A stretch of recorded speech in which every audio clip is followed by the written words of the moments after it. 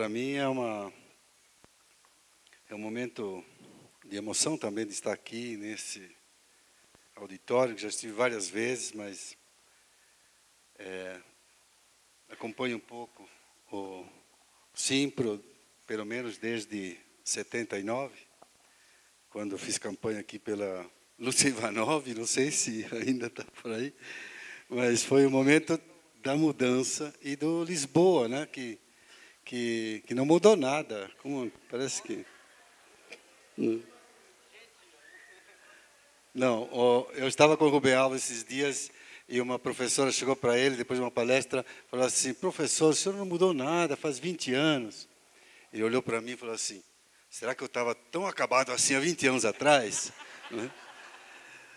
Mas faz tempo. Eu sou professor há 50 anos, fiz 50 agora, continuo orientando meus trabalhos lá na USP, 50 anos no dia 1º de março. E sou meio antigo, como vocês viram. Esses dias estava assinando um livro meu de uma professora jovem, chegou para mim, pediu autógrafo, deu autógrafo, depois ela falou assim: a minha avó gosta muito de ler seus livros. Quer dizer, desde aquela época. Mas eu me sinto feliz de estar nessa profissão, de ter lutado. Meus pais nasceram na roça, eu nasci na roça. Demorei 10 anos para terminar o meu curso superior, estudava e trabalhava, e sobrevivi a 2 repetências também. Repeti, sou um aluno repetente, Fátima. Isso aí faz parte da minha carreira de professor. Fui professor em 8 escolas, simultaneamente, professor de filosofia na década de 60, né? Filosofia só se dava uma janelinha aqui, outra ali, outra ali, outra ali. Eu ia correndo de escola em escola. Isso é ruim, mas me permitiu pernas hoje muito fortes dessa carreira docente. Bem, não há como não reconhecer a importância dessa homenagem à nossa lutadora. Nós temos que celebrar, lembrar e reinventar a luta, e só conseguimos lembrando dessas lutadoras. Então, Olga Benário, parabéns, já foi dito aqui, mas eu quero ressaltar a importância da história. Nós não temos futuro se não tivermos um olhar também para o passado, não para repeti-lo, mas para reinventá-lo a partir da luta daqueles que fizeram avançar a nossa história. Então, esse é um momento importante, e devemos, todos os próximos congressos deviam ter sempre a celebração de um homem ou de uma mulher, lutadoras, lutadores desse nossa história, né? O Washington já falou do tema, mas eu queria... E o Lisboa lembrou a questão da ambiguidade, da sustentabilidade, né? Quer dizer, hoje ela é usada como um envelope vazio, você coloca dentro o que quer. Há nichos econômicos de sustentabilidade que o capitalismo verde quer instituir para fazer negócios. Então, nós nos distanciamos, nós não vamos renunciar à palavra sustentabilidade porque os neoliberais também a usam. Porque os liberais tentam mudar as nossas palavras, tentam mudar a palavra democracia, tentam a palavra liberdade, tentam mudar a palavra autonomia, e de dar um sentido absolutamente conservador a tudo isso. E nós temos que disputar na sociedade o sentido, o conceito de democracia, de liberdade, de autonomia e de sustentabilidade. E aqui vocês indicam exatamente isso na frase do Leonardo, quando ele fala que é preciso ecologizar tudo. E me lembro aqui de Paulo Freire, que em 97, ele nos dizia que faltava um capítulo Pedagogia do Oprimido. Perguntávamos, mas por quê? Porque a terra se tornou um oprimido, e é preciso escrever esse capítulo novo da Pedagogia do Oprimido. E ele começou a escrever um livro novo sobre ecopedagogia, e deixou em cima da mesa, ao morrer, dia 2 de maio de 97, um texto sobre ecologia que era a base primeiro texto do que seria a futura pedagogia da terra dele, como continuidade da pedagogia do oprimido. Está publicada no livro Pedagogia da Indignação, esse texto, esse pequeno e curto texto, que era o início, deixou em cima da mesa. Foi o último texto que ele escreveu, porque ele tinha sido convidado, em 97, para Rio +5, onde ele ia discutir também esse conceito, junto com Leonardo Boff. E aí Leonardo Boff assumiu depois o lugar do Paulo Freire na Comissão Internacional da Carta da Terra, e hoje o Leonardo continua aí divulgando a Carta da Terra como um código de ética planetário. Mas, Lisboa, é fácil saber o que é sustentabilidade. É só entender o que é insustentável. O que é insustentável? Sustentável é a miséria, insustentável é a fome, insustentável é a guerra, insustentável é o analfabetismo. Então, nós queremos exatamente o contrário disso, a sustentabilidade. É um bem viver para todos e para todas, numa sociedade justa e sustentável, que foi o que o Washington acabou de dizer. Então, ecologizar tudo significa isso, mas ecologizar politizando o ecológico. Eu acho, olha, vocês me desculpem, mas falta, e isso eu reclamo em qualquer lugar que eu vou, falta política na escola. Falta discutir política, não é partidária. Então, falta politizar a questão ambiental, por exemplo. Senão, a gente começa a olhar, quando pensa em sustentabilidade, pensa assim, na nossa imaginação, aparecem rios lindos, maravilhosos, aquelas cascatinhas, aparecem jovens lindos caminhando por trilhas, crianças trabalhando na terra, nas hortas, etc, etc. Isso, o senso comum não nos equivoca, não nos mente quando evoca essas imagens. Mas a sustentabilidade é muito mais do que a sustentabilidade ambiental. Ela é socioambiental. E todos nós sabemos que quando há insustentabilidade ambiental, há relações humanas também degradadas. Em ambientes degradantes, criam relações degradantes também entre as pessoas, porque o ambiente é fortemente influenciador das relações sociais e humanas, né? Então, há uma intersecção importante. Colocando vocês num debate como esse, um sindicato, colocar o PNE sob a ótica da sustentabilidade, gente, Washington, você tem razão, é revolucionário isso. Isso é revolucionário, no sentido de transformador. O Hegel dizia que a revolução é a mudança nas categorias que leem a realidade. O Lenin depois iria dizer que não há teoria, não há prática revolucionária sem teoria revolucionária.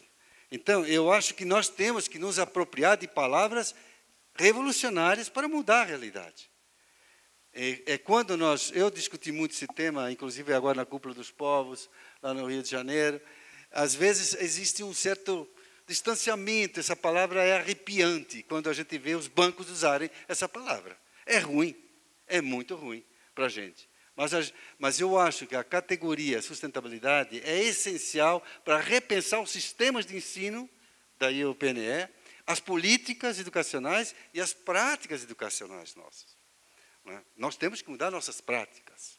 Já foi visto antes, lá na abertura, isso. Então, e aí tem outra palavra, está inclusive no caderninho aqui, no final, e está no programa que eu recebi, cada saber deve proteger a terra. Então, nós somos profissionais do saber, do conhecimento. E nós temos que nos questionar, como dizia Paulo Freire, saber para quê? A Unesco nos diz, lá no grande livro Educação, Tesouro a Descobrir, que a educação do futuro terá 4 pilares, todo mundo conhece: aprender a aprender, aprender a conviver, aprender a fazer e aprender a ser. O Paulo Freire, se estivesse aqui, ele perguntaria, não faltou aprender para quem? Contra quem? A favor de quem? Faltou, a Unesco esqueceu algo fundamental. Mas a Unesco tem que fazer esse discurso muito amplo, consensual, que todo mundo tem que acreditar. Nós não estamos contra esses 4 pilares, mas nós temos que colocar esse pilar que questiona que tipo de saber. E aqui vocês questionam, que tipo de saber? é aquele que protege, que está a serviço da vida humana e de toda a comunidade de vida. Porque os paradigmas clássicos também defendem que o saber seja voltado para o ser humano, mas não inclui toda a comunidade de vida. O próprio conceito de desenvolvimento sustentável, criado em 1978 pela Gro Brundtland, Brundtland, que esteve no Rio também agora, né, que era a primeira-ministra da Noruega e que coordenou a primeira grande comissão de onde saiu seu relatório, chamado Relatório Brundtland, onde saiu esse conceito em 78. Bem, apenas o conceito de sustentabilidade, desenvolvimento sustentável, se relacionava às gerações futuras, preservar o presente para que as gerações futuras, as crianças de hoje, tenham futuro amanhã. Mas não falava nada do planeta. Então, hoje, nós criticamos esse conceito de sustentabilidade que se refere apenas a uma comunidade de vida que é o ser humano. Não há futuro para o ser humano se todas as comunidades de vida não forem respeitadas no seu processo de evolução, a partir do grande ser vivo, como dizia Paulo Freire, e em evolução, que é o planeta Terra. Não é? Então, esse conceito não é tão complicado se a gente conseguir não é, pintá-lo, não é, como vocês pintaram aí, esse belo IP, nesse símbolo maravilhoso que vocês têm aí. Não é? Eu escrevi um texto, não vou ler, porque eu detesto ler textos, em público, sobretudo, mas eu mandei. Então, se vocês quiserem, eu vou apenas comentar, o meu texto demoraria 2, 3 horas para destrinchar. Vou comentar alguns pontos do meu texto. Se o Simpro quiser disponibilizar na internet, aí todo mundo, então, assim, vocês podem ler depois com calma. Eu só vou ler um parágrafo do meu texto, que vai ser o último, na hora que ela me der sinal vermelho, assim dizer, acabou seu tempo. Tá bom, Berenice? Então, eu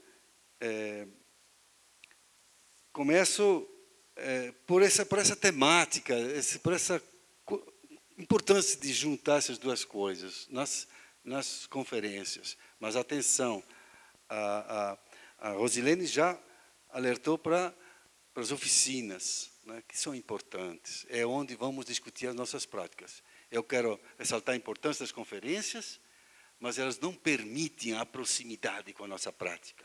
Elas, quando muito, podem abrir alguns horizontes para entender melhor a nossa prática. Mas a prática mesmo está lá nas oficinas. Paulo Freire, no livro Pedagogia da Autonomia, dizia que o momento mais importante da formação continuada do professor é o momento da reflexão crítica sobre a sua prática. Então, é lá que vocês vão fazer, num petit comitê, em grupos pequenos, essa reflexão que é super importante. E eu realço isso porque é nesse momento que a gente tem que realçar a importância da prática, da nossa prática, para pensar a prática, que é a melhor maneira de pensar certo, como dizia o Paulo Freire, para poder mudá-la. Bem, eu queria aproximar o PNE dessa temática. Eu vou falar da temática mais na segunda parte da minha exposição, da temática da sustentabilidade, mas eu acho que nesse momento em que estamos discutindo o PNE, nós precisamos ter convicções fortes. Uma delas já foi dito aqui pela Fátima, da questão do financiamento. Eu acabo de vir, essa manhã, ter uma discussão sobre financiamento na Fundação Carlos Chagas, quando discutimos o Sistema Nacional de Educação. O PNE não tem um sistema. É uma política pública sem sistema. Não responde à grave questão do Sistema Nacional. A Conferência Nacional, a CONAI, tentou deslanchar esse tema. A próxima, que vai ser em 2014, em março de 2014, vai ser preparada no final deste ano e no próximo ano, vai voltar a esse tema. Então, é a questão do financiamento. Então, não me venham dizer que 10% quebra o Brasil. 10% não quebra o Brasil. A ignorância quebra o Brasil. 10% do PIB. 10% do PIB não quebra o Brasil. Como é que podemos pensar daqui para frente de superar o atraso que já foi denunciado por Rui Barbosa em 1882? Ele fez cálculos precisos dizendo que precisava de 739 anos para, naquele ritmo, chegar ao que eram os Estados Unidos na época. Então, nós temos um atraso que 10% vai corrigir em 10 anos, se for o caso, 10, 15, 20 anos. Então, nós temos que ter clareza em relação a isso. Claro que nós vamos chegar, de repente, aos 10%. Podemos fazer a caminhada até lá. Podemos ver, mas temos que ter metas. Essa é uma meta fundamental, né? Temos que melhorar os gastos, temos que...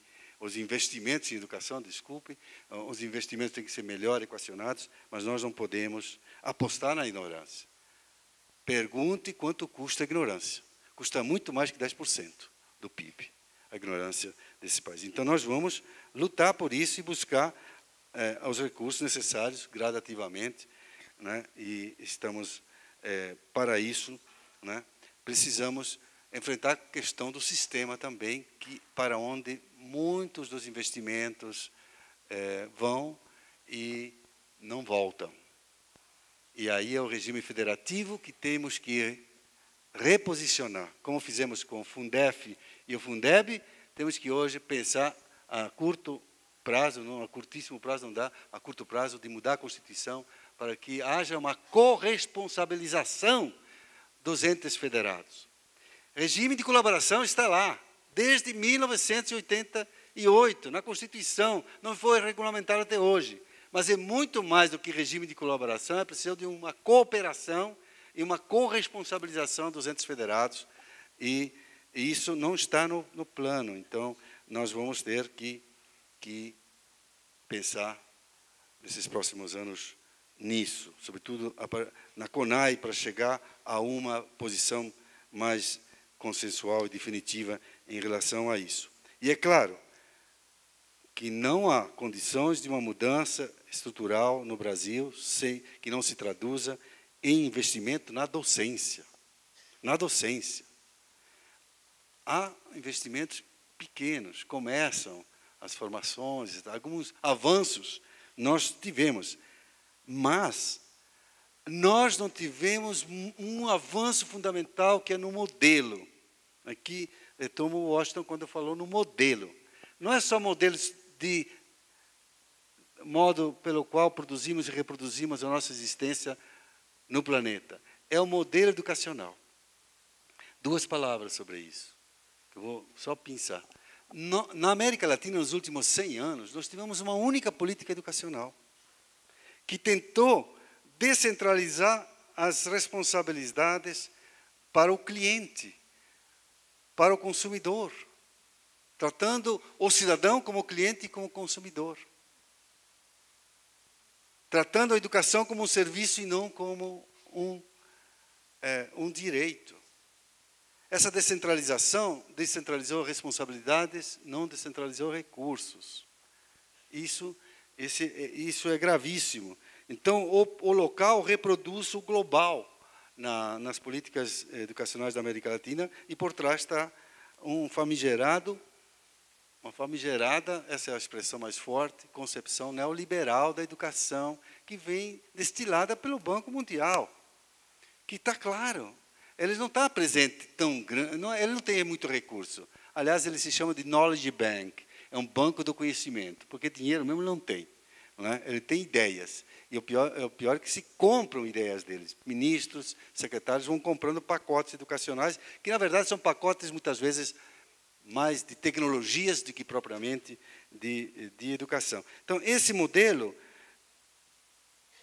ele desrespeita o saber do professor, porque entrega apostilado o saber. O Estado de São Paulo adotou esse modelo. Hoje são apostilas, os professores reproduzem.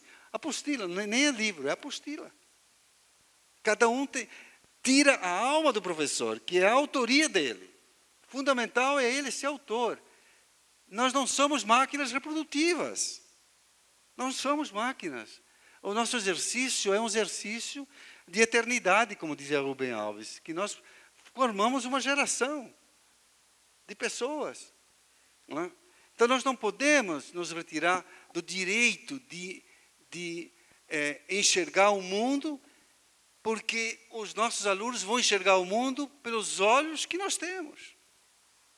Se nós temos olhos muito míopes, nossos alunos vão ser míopes também. Se nós enxergarmos longe, despertarmos longe o sonho dos nossos alunos, matriculemos não só o número e o nome do aluno, mas matriculemos os sonhos das nossas escolas, então isso vai longe. Marina Silva, que eu vi um retrato muito bonito na entrada aqui, né, naqueles desenhos, nos dizia na Confinté, a Conferência Nacional, a Conferência Internacional de Educação de Adultos em Belém, que era analfabeta até os 15 anos. Aí ele encontrou um padre e disse: padre, eu quero ser freira, acho tão bonito ser freira. Aí o padre falou assim: você não pode ser freira. Mas por que não pode ser freira? Você é analfabeta. Então o sonho dela de ser freira fez com que ela se alfabetizasse rapidamente em alguns meses. E rapidamente ela fez o ensino do EJA e foi para frente. Não é? É o sonho que é o guia do nosso conhecimento. Não é? Quando a gente sonha, a gente avança. Não é? Quando a gente tem um sonho. Não é? Então nós temos e nós temos que despertar isso, despertar o sonho. E ao contrário, veja que a ideologia neoliberal tem muita clareza do que ela quer. Há poucas semanas saiu na revista Veja um artigo de 2 páginas do Gustavo Iospe que diz o seguinte: os professores, a má qualidade da educação se deve aos professores utópicos, que são muito utópicos. Vocês viram essa reportagem? Não sei se alguém viu aqui. Eu fiquei pensando, como eles têm clareza do que eles querem? Não é? Tem clareza. E segundo, a minha resposta é a seguinte: se não fosse a dedicação do professor, se não fosse a utopia do professor, a qualidade seria muito pior hoje do que está. Não é? Se não fosse a dedicação mesmo, a luta do professor para enfrentar as condições, muitas vezes, difíceis. Né? Eu vou pular um pouco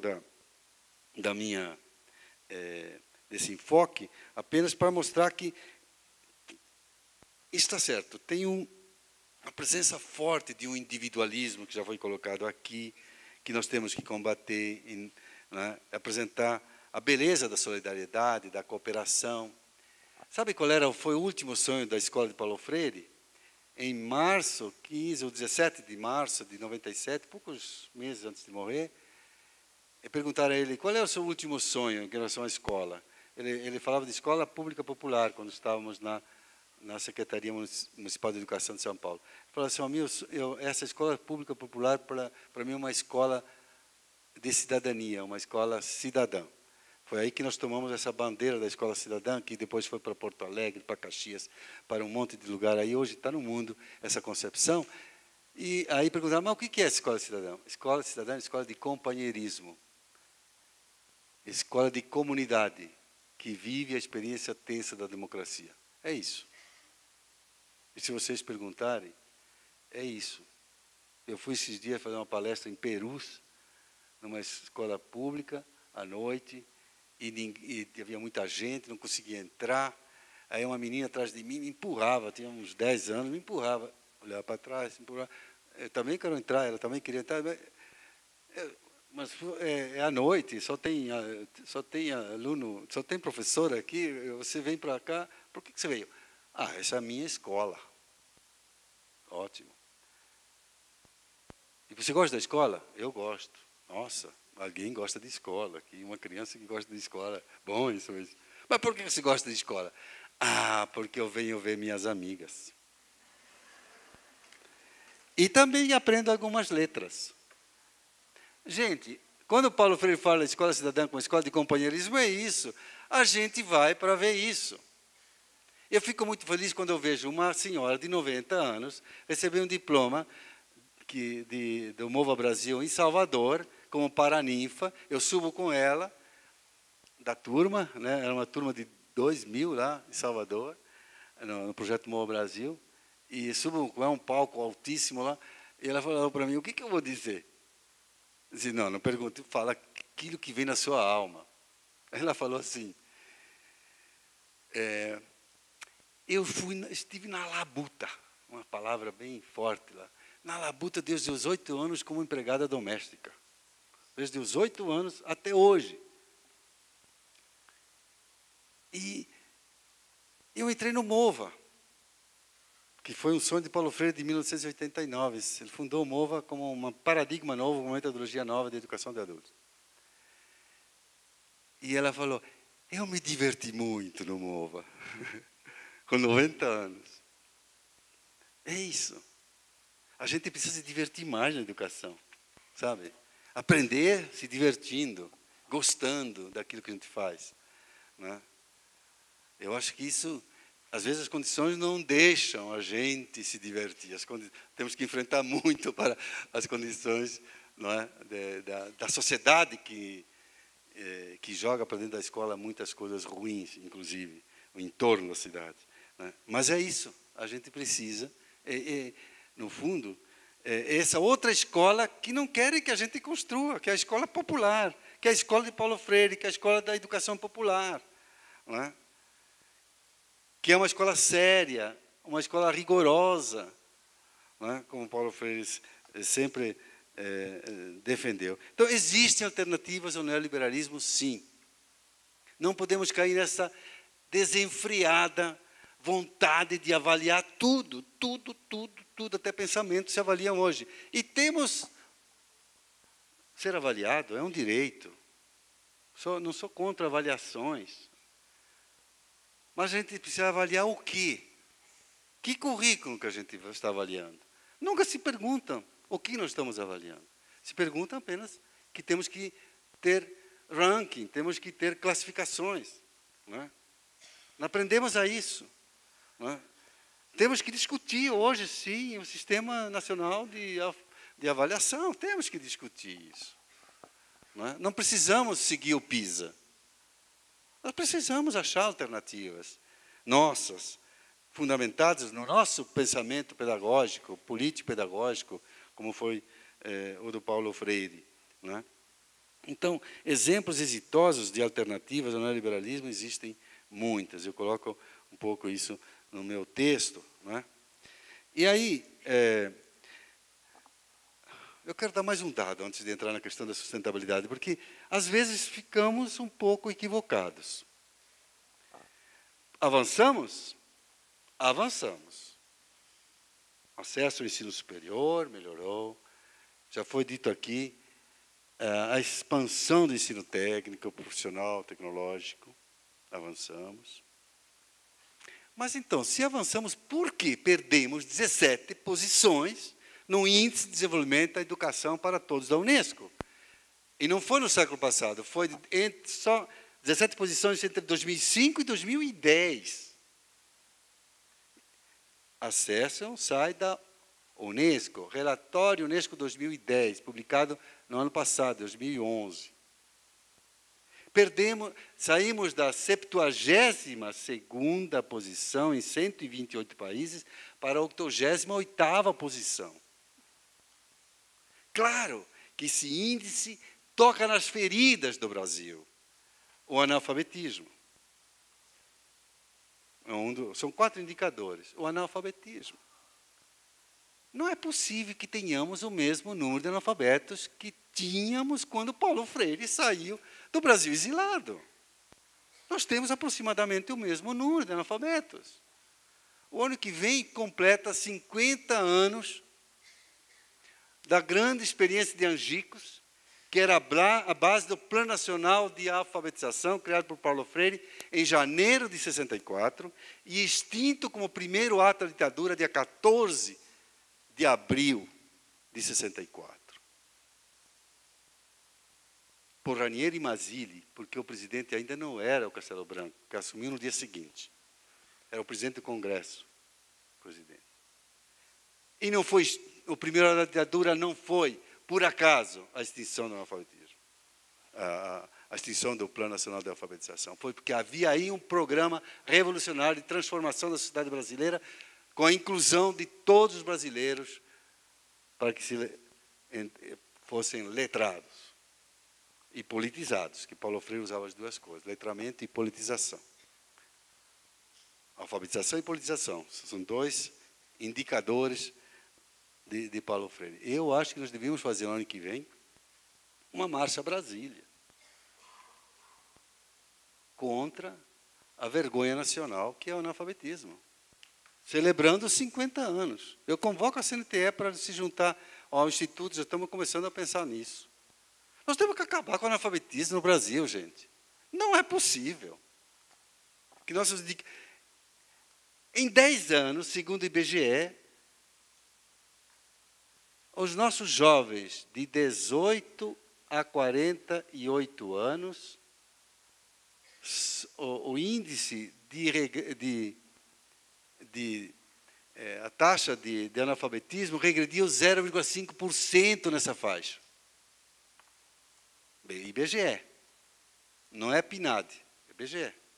O PNAD mostrou até de 2007 para 2008 que viu aumento quantitativo, não é da taxa, aumentou quantitativamente.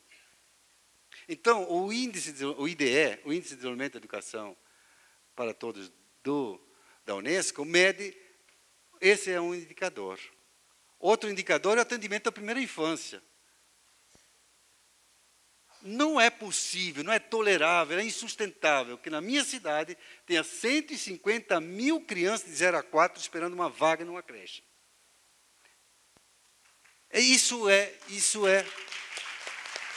E deve ser nas periferias do Distrito Federal, aí daqui, a situação não deve ser diferente, porque os dados últimos que eu tenho é que apenas 15 crianças em 100 nessa faixa etária têm atendimento em creche. Por isso que a Dilma colocou como uma grande prioridade dela as creches. Agora, e inclusive o Mais Educação, que é uma das prioridades dela, colocou para que no final do mandato dela tenha 60 mil escolas com esse programa, para ter mais tempo da criança na escola. Mas 5, 10 mil creches não vai fazer muita diferença diante da quantidade de criança que está fora. No campo, é quase zero atendimento à educação de 0 a 4. E outra coisa, a Unesco valoriza a professora alfabetizadora, que é onde nós não estamos dando a grande importância que isso tem para a qualidade de ensino. Então, se amanhã queremos uma universidade melhor, temos que investir na professora alfabetizadora agora. Agora. Não dá mais para amanhã, não dá mais para esperar nem o PNE. É preciso avançar nisso.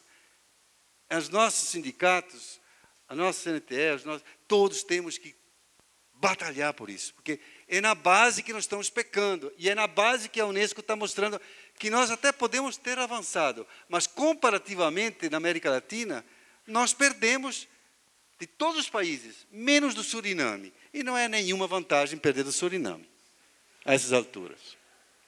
Né? Está lá. Então, essa é uma realidade. E a realidade é uma realidade também histórica. Não estou culpando o governo nisso aqui, não. Eu estou chamando a nossa responsabilidade, que temos, enquanto educadores, de achar as alternativas para um sistema que seja igualitário, equânime, sistema único, descentralizado, de educação básica, que recupere, porque essa descentralização proposta pelo Banco Mundial só faz isso. Município rico tem o IDEB lá em cima, de 7, 6,5, 7. E o município pobre tem 2,5, 3 de IDEB. Não sou contra o IDEB, eu acho que é um ótimo indicador, nos ajuda muito, sou contra. Mas eu acho que nós temos que mexer muito no sistema. É muito difícil. A primeira pergunta que me fizeram de manhã foi, mas isso vai ter que mudar a Constituição. Mas tem que mudar a Constituição, caramba. Se for necessário mudar a Constituição, mudemos a Constituição para corresponsabilizar os entes federados. Eles não podem ter autonomia para criar um país de ignorante. Nenhum município tem o direito disso. Aliás, tem uma lei lá no Congresso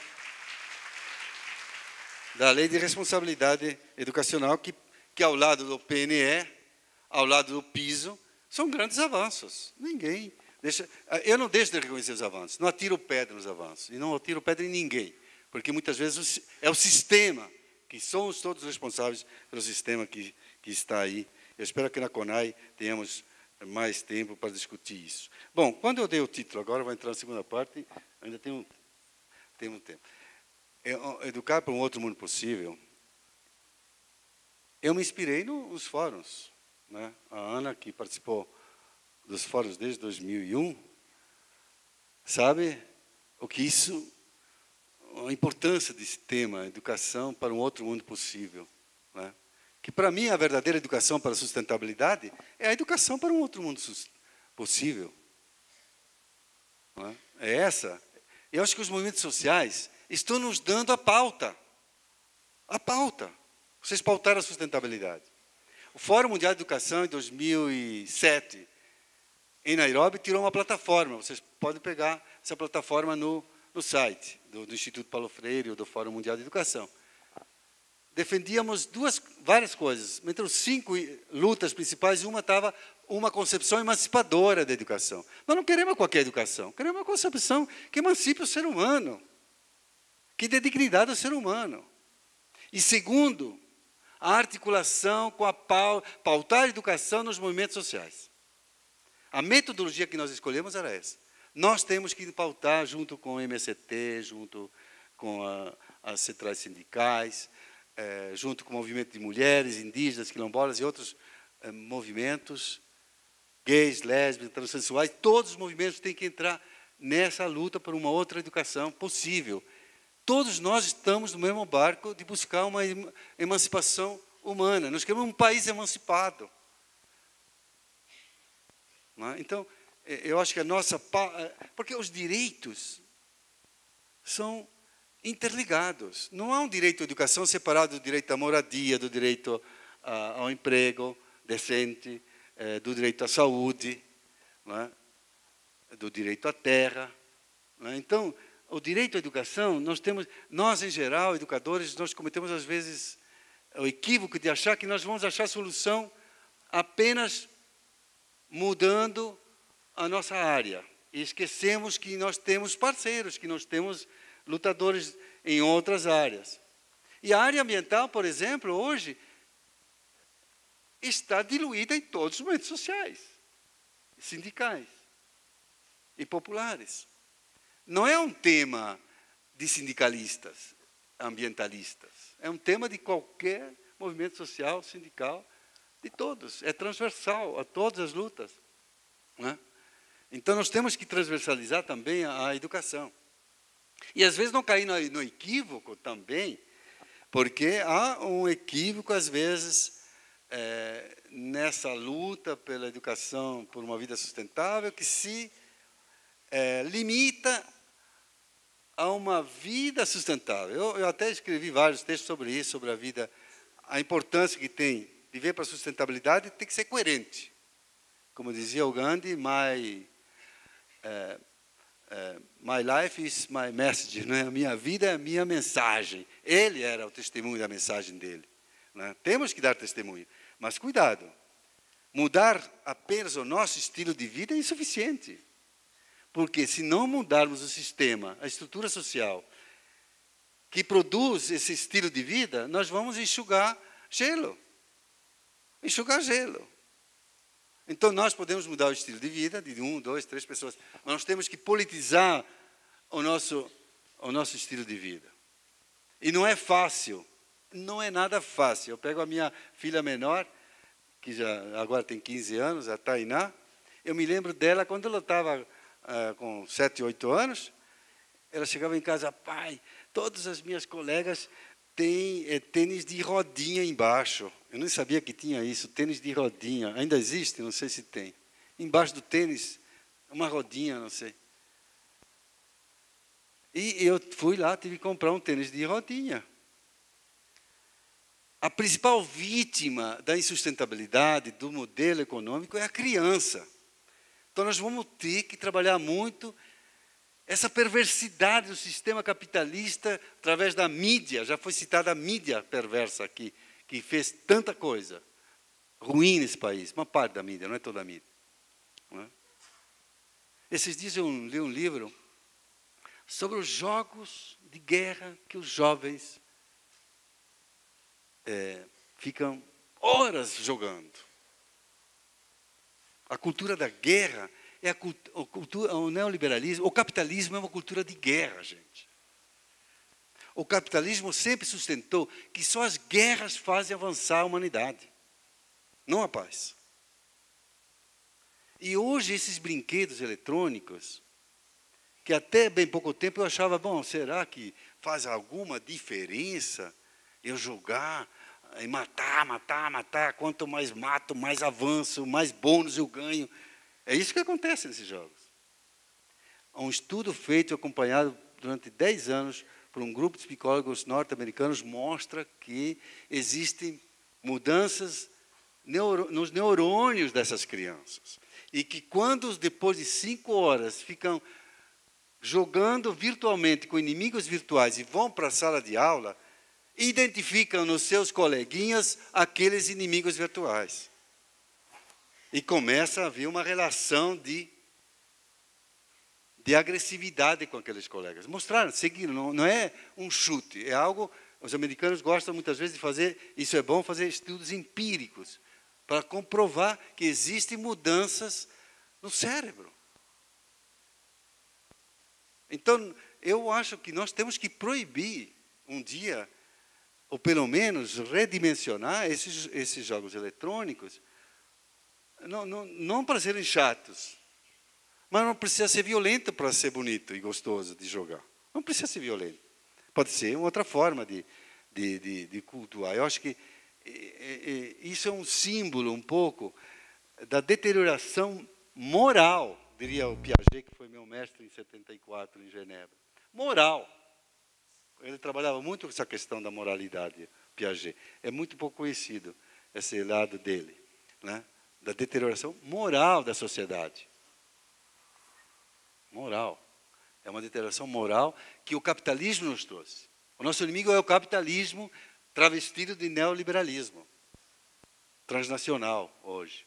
Não é? Mas é o capitalismo. Essa forma do ser humano produzir e reproduzir a sua existência no planeta. Então, nós temos que esse pano de fundo. Sem sermos sectários no sentido burro da palavra.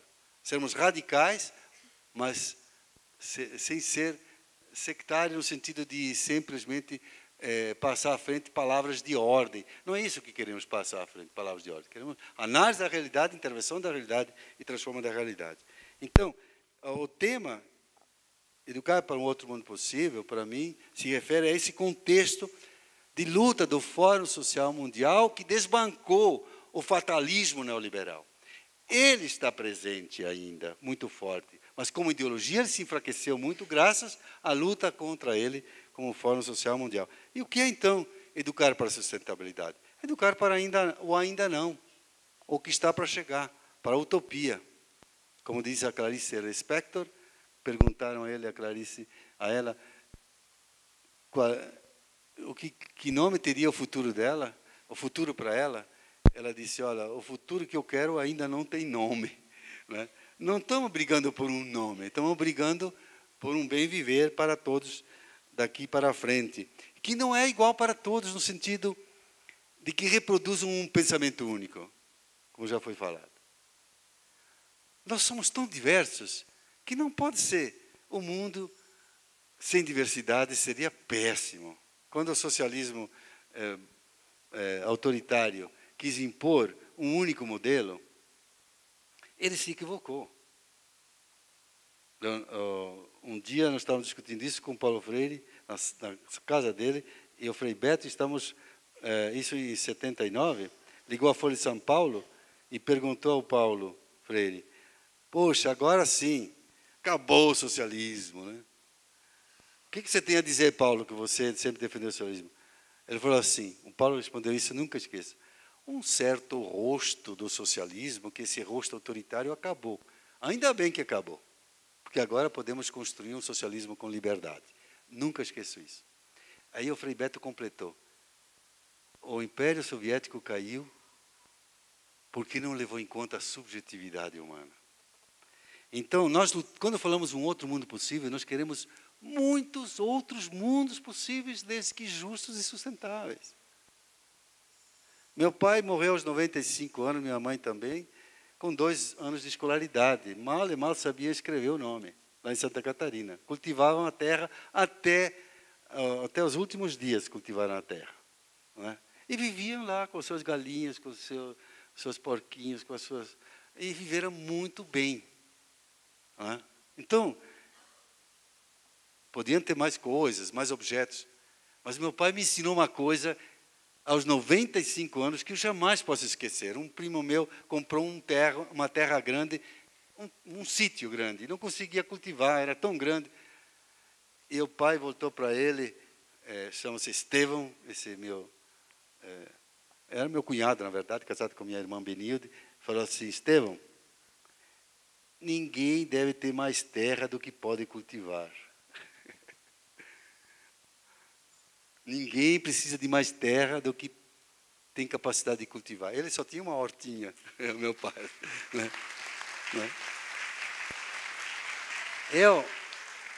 Eu não posso deixar de reconhecer que meu pai foi extremamente sábio, viveu bem e nos deu essa sabedoria. Dizer, caramba, você não está dando conta do seu sítio. Né? Distribua isso. Não precisa de mais terra do que você precisa cultivar. Então, viver de forma sustentável é viver com austeridade, sim, como dizia Leonardo. Austeridade voluntária, não é austeridade de quem não tem nada porque não pode consumir nada porque não tem nada. Ou sem nada.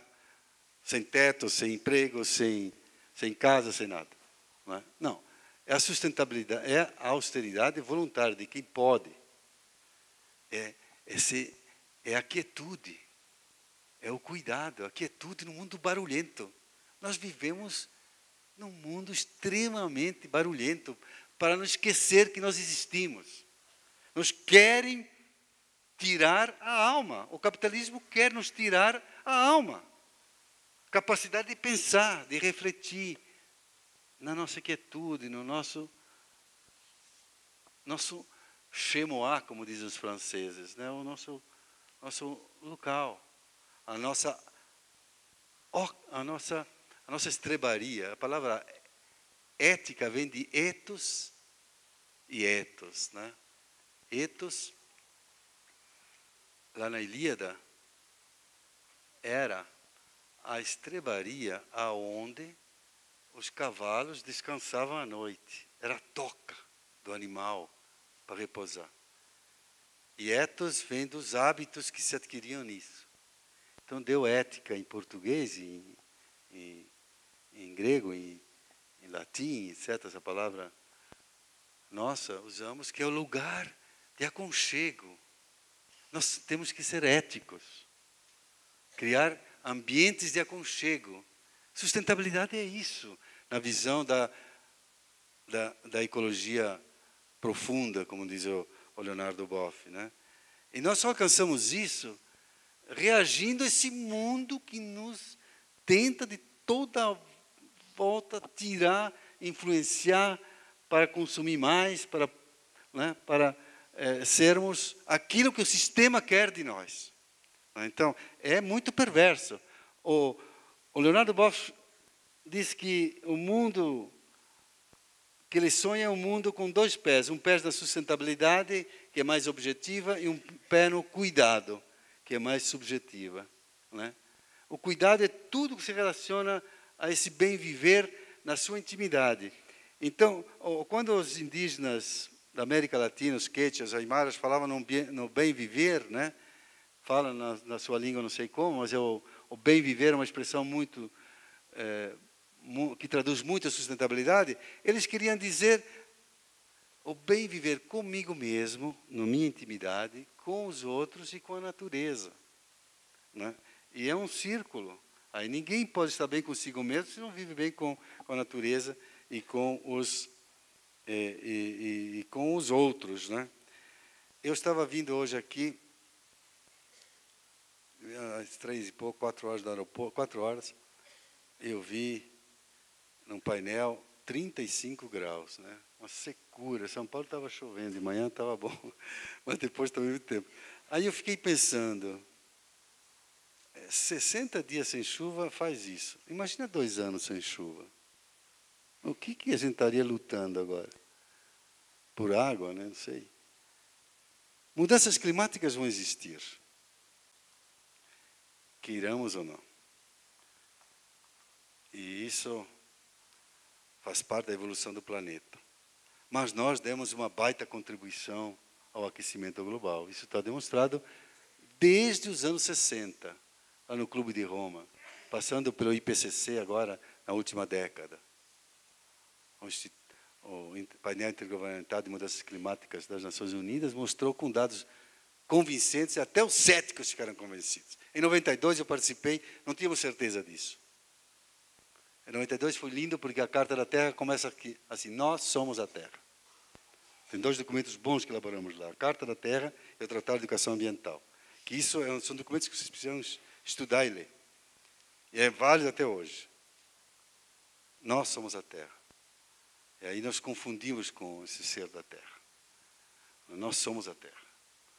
Nós somos cidadãos de um planeta. Mas éramos muito otimistas. 20 anos depois, passamos agora para o Flamengo, lá na Cúpula da Terra, na Cúpula dos Povos, e vimos que avançamos muito em consciência, mas pouco em ações concretas. Somos conscientes. As crianças sabem hoje, têm consciência do risco. Mas ações concretas nós não conseguimos. Nós mudamos um pouco o nosso estilo de vida. Nós não mudamos o sistema. O sistema consegue sempre se rearranjar. Mesmo quando pensa sustentabilidade. Vocês devem ter visto o filme Uma Verdade Inconveniente, do Al Gore. Fantástico. Com dados, com tudo. Eu fiquei entusiasmado quando eu vi em 3D. Depois fiquei pensando em casa. Cadê a educação? Não há uma palavra sobre educação, sobre estilo de vida. Onde está a solução daquele filme? Está na tecnologia. O capitalismo vai gerar tecnologias que vão superar o aquecimento global. Mas para quem? Para alguns. Porque o capitalismo é para alguns, não é para todos. Para alguns, o aquecimento global não vai fazer a menor diferença, porque eles vão achar, assim, condições de se defender do aquecimento global. Mas para a maioria da população, o aquecimento global vai ter consequências dramáticas daqui para frente até 2050. Não é? Então, nós temos que discutir isso, como vocês ousadamente colocaram esse tema nesse congresso, da sustentabilidade, em termos socioambientais. Não é só justiça ambiental. Nós sabemos que há injustiça ambiental. Quando se constrói uma barragem e se expulsa gente, não é? Quando os megaprojetos da cidade do campo entram e destroem comunidades, há injustiça ambiental. Mas é uma injustiça socioambiental. Então, sempre, inclusive a injustiça climática, se fala hoje. Aqueles que estão contribuindo com o aquecimento global devem pagar por isso. E no Rio de Janeiro, não quiseram assumir nem um centavo. Não conseguimos aprovar a Agência das Nações Unidas para o Desenvolvimento Sustentável. Um PNUD, transformar o PNUD de programa em agência, como a Unesco, como a Unicef e outros. Não conseguimos, faltavam 30 bilhões de dólares. Uma mixaria perto de 1 trilhão de dólares que é gasto por ano com guerras. A Unesco nos diz, 6 dias sem guerra, dava para dar educação para todos. 6 dias. Então, o que está equivocado é o modelo. E nós temos que continuar lutando contra esse modelo, dessa cultura da guerra. Para mim, a cultura da sustentabilidade é oposta à cultura da guerra. Não, a cultura da sustentabilidade tem a ver com cultura da paz, cultura de paz. Né? De paz. Então, tem que estar aliada à cultura de paz. E o sistema capitalista é um sistema de guerra, baseado na guerra, na concorrência que vai à guerra, né? Na eliminação do outro, na acumulação, né? Então, veja que não dá para eu separar a sustentabilidade ambiental da sustentabilidade social. Mas é claro que eu nunca abro mão dos valores. A Carta da Terra, estou acompanhando desde o começo, até escrevi um pequeno livro chamado A Carta da Terra na Educação, para a gente poder discutir aqueles valores. Sim, mudar o estilo de vida é importante, para a gente viver melhor. Viver melhor. Mas nós temos que atacar as mudanças estruturais que produzem esse estilo de vida, como eu disse no início. Então, para mim, a sustentabilidade é uma categoria central desse novo paradigma de educação que nós temos que construir. Não sei qual é ainda, mas eu acho que é uma categoria. O Leonardo tem vários trabalhos sobre esse conceito, não é? Visto de uma forma holística. Ele trabalha mostrando que os paradigmas pedagógicos, as pedagogias clássicas são antropocêntricas e não têm capacidade para explicar o mundo da desertificação de hoje, do desflorestamento, do aquecimento global, né, da mudança dos mares,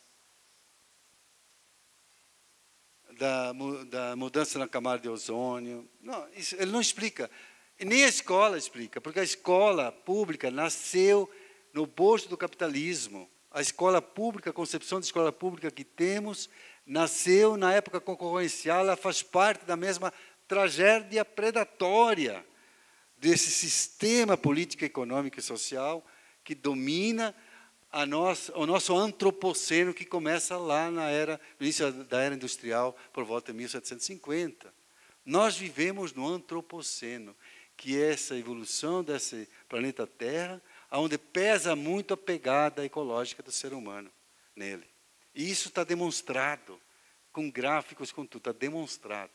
E essa escola que nós temos, e essa educação que temos, o sistema que temos, está baseado nesses valores predatórios que estão lá atrás.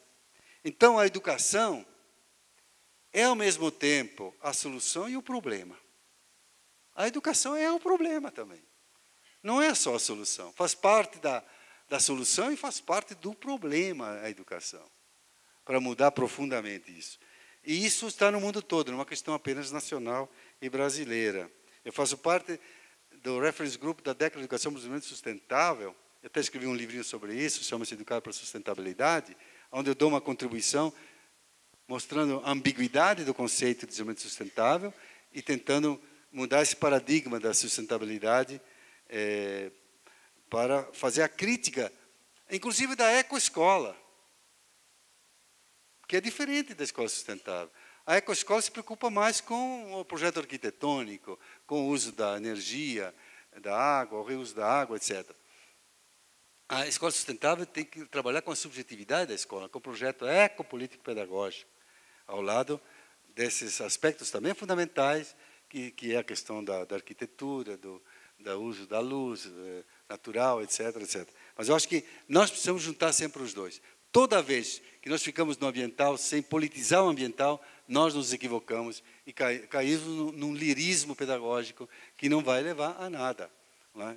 Então, eu acho que esse naturalismo, que ainda está forte na educação ambiental, tem que ser superado por uma visão mais holística, não é? Esse naturalismo que vem da origem da própria educação ambiental. Então, a questão que vocês colocam aqui nesse congresso, nesse nono congresso, é uma questão chave, que é a questão, para mim, de que educação queremos para o século XXI.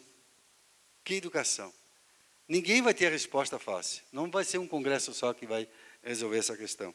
Mas, certamente, se a gente caminhar, como vocês caminharam aqui, com essa visão ecopedagógica, com essa visão de justiça social e ambiental, vocês terão um conceito muito agregador. Dificilmente alguém vai ser contra a sustentabilidade. E isso que nós precisamos, de conceitos que agreguem. E disputar o sentido, o significado desse conceito nas nossas práticas, né? No meu texto eu aponto 3 ameaças a isso. Vocês depois podem ver. A primeira é o instrucionismo. Não vou falar agora disso. A segunda, que acabou meu tempo, é a desprofissionalização. Eu estou preocupadíssimo com essa questão da desprofissionalização no Brasil, no mundo, todo mundo. Se vendem aulas, se contrata empresas em escolas particulares, não se contrata mais professores, se contrata uma empresa que dá, uma cooperativa que vai dar aula de matemática, não importa qual é o professor que venha, não tem projeto. Para mim, escola sem projeto não é escola. Então, e o terceiro é a mercantilização, como conceito, não privatização. A mercantilização como conceito, que é atribuir um valor econômico a qualquer coisa, inclusive à vida, na educação, etc. Para concluir, duas coisas finais. É ruim, eu tenho que fazer tudo meio apressado, mas tem outra mesa, eu respeito inteiramente a vontade de vocês. A escola dos meus sonhos é a escola daquela menina que eu citei lá atrás. Paulo Freire diria que só existe aprendizagem na alegria, na boniteza e na pesquisa, na procura, que é a pesquisa. Então, a alegria ele coloca em primeiro lugar, boniteza em segundo lugar, e o aprendizado da procura no terceiro lugar. Está no livro Pedagogia da Autonomia. A minha escola dos meus sonhos é essa, a escola freiriana. O que esperar de nós, professores? Que sejamos bons contadores de histórias. Que tenhamos narrativas sedutoras. Sem isso, nós não conseguimos despertar o desejo de aprender. Deixar de ser lecionadores. Né? Romper com as fronteiras físicas das estruturas escolares. Né? Irmos com alegria para a escola. Quando terminar o fim de semana, o congresso, segunda-feira chega e diz, ainda bem que está terminando o fim de semana. Estou louco para voltar para a minha escola. Os alunos deviam fazer a mesma coisa, ir correndo, dizendo, tá, como o lugar dos nossos sonhos. A escola tem que ser o lugar dos nossos sonhos. E é duro fazer isso. É muito difícil. Mas é o maior desafio. Nós temos que ser felizes na escola, gente. Nós não podemos chegar indo para a escola e dizer, mas o que sentido tem para mim ir para a escola? Isso para mim significa ética no sentido que eu estava colocando da origem da palavra ética. Não é? De ser a toca, a escola tem que ser a nossa toca, lugar de abrigo. Diante da loucura que vivemos, lugar de abrigo, de aconchego. Não é? Então, essa é a escola que a gente precisa para nós, a escola dos nossos sonhos. Não é? E lutar por ela. Ser ético não é uma coisa que acrescentemos à nossa competência, porque a natureza mesma da educação tem um componente ético fundamental. Então, não ser ético é não ser competente. Ético nesse sentido, né, da luta. É ético quem luta para superar as condições, que não cai na síndrome de burnout, que não cai na síndrome da desistência. É bonito ver Olga Benário aqui, homenageada, porque ela nunca desistiu, lutou até o final. Nunca foi presa, mas não renunciou à luta. Não importa a idade da gente, o lugar da gente. O poeta Fernando Pessoa dizia que em qualquer aldeia, por menor que seja, eu posso enxergar o quanto se enxerga em qualquer espaço do universo, porque eu não sou do tamanho da minha estatura, ele era pequenininho. Eu sou do tamanho do que eu penso, do que eu imagino, do que eu sonho. Não é? Então, no fundo, ser ético é ter um sonho. Não é? Isso parece delírio, falar isso, diante das grandes dificuldades, mas é isso que nós temos que sentir, pelo menos sentir. Se não realizamos, nem todo dia, nas nossas aulas, mas tenhamos isso como meta. Não é? Olhar nos olhos dos alunos, acompanhá-lo, dar abraço se for o caso. E saber ler o mundo, como dizia Paulo Freire. Aquela criancinha que está lá no fundo da minha classe, que tem uma lágrima que está escorrendo dos olhos dela, para mim tem que ser um livro. O que será que ela... Por que ela está contida, chorando, reprimida? Será que ela tem em casa os pais ou não tem nem pais? A família desestruturada? Foi violentada?